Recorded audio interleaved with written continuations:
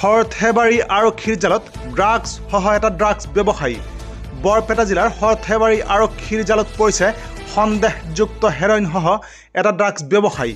ধৃত ড্ৰাগছ ব্যৱসায়ীটো বৰপেটা জিলাৰ তাৰাবাৰী থানাৰ অন্তৰ্গত খংৰা গাঁৱৰ আব্বাছ চিকদাৰ বুলি জানিব পৰা গৈছে।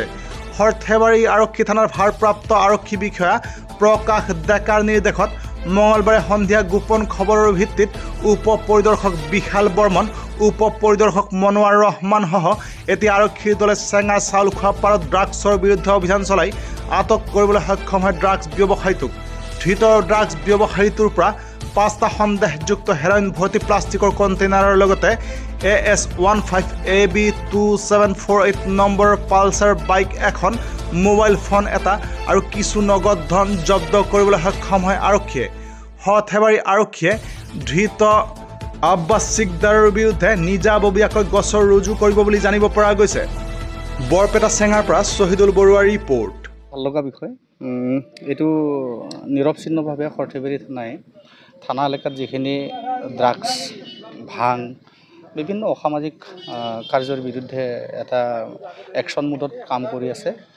আৰু আজি আমাৰ ইয়াত মৰাকি চাউল খোৱাৰ পাৰত এজন ড্ৰাগছ বেপাৰী ধৰিবলৈ সক্ষম হৈছে আৰু তেওঁলোকে গোটেইখিনি বস্তু চম্জি লৈছে আৰু ইয়াত 5টা কণ্টেইনাৰ পোৱা হৈছে।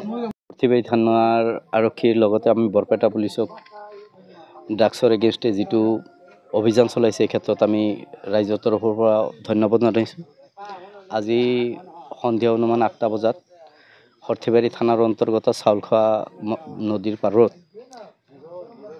ড্ৰাগছ বিক্ৰী কৰিবলৈ অহা আব্বাছ চিকদাৰ নামৰ এজন ড্ৰাগছ পেডলাৰক কৰায়ত্ব কৰে।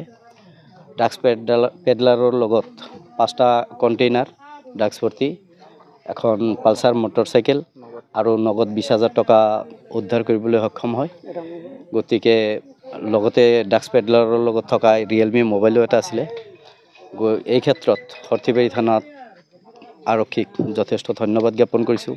লগতে ৰাইজলৈ মেছেজ এটা দিব বিচাৰোঁ, ড্ৰাগছ এনেকুৱা এটা মাৰাত্মক ব্যাধি আমাৰ সমাজখনক ধ্বংস কৰাৰ পথে যুৱ প্ৰজন্মক ধ্বংস কৰিছে। গতিকে আমি সকলো ৰাইজ সজাগ হ'ব লাগে। ড্ৰাগছৰ বিৰুদ্ধে আমি ৰাইজে এতিয়া নিজে অভিযান চলাব লাগে, বিশেষ ক'বলগীয়া।